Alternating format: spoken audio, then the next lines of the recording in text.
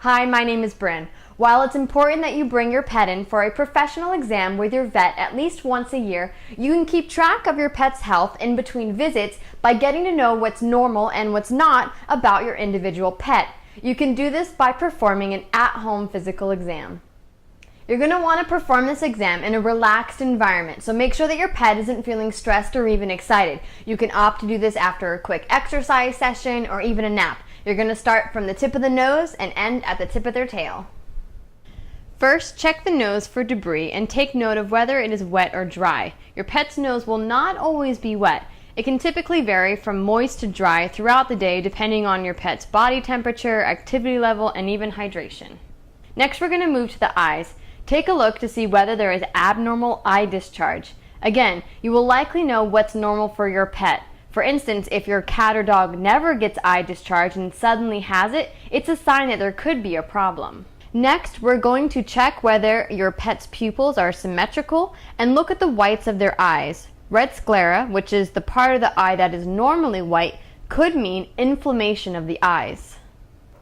If your pet is not accustomed to having his or her mouth opened, slowly acclimate them with facial massages so that you can eventually check their mouth, gums, and teeth. When you can, check inside their mouth for lesions, swelling, and bad breath. Their gums should be pink, their teeth free of tartar and plaque, their tongue clear, and the roof of their mouth clean and free from debris.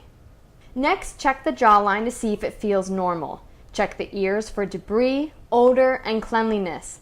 Brush back the hair and look at the skin and coat.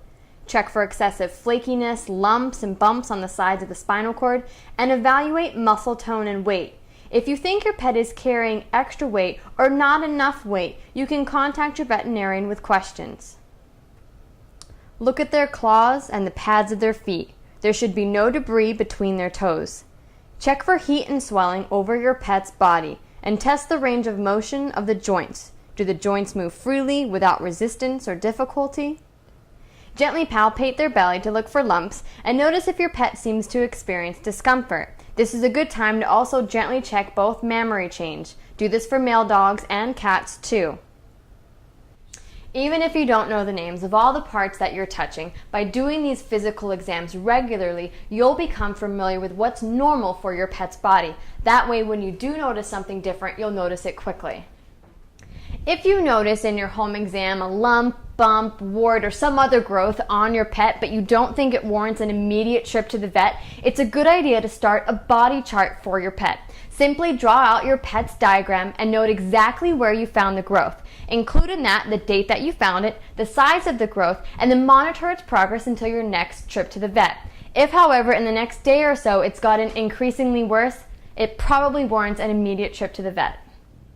Remember, in order to know what's abnormal with your pet, you have to know what's normal first. So doing these physical at-home exams regularly are a great and effective way to keep a close eye on your pet's health. If you have any questions or concerns, feel free to contact your veterinarian, and thank you so much for watching.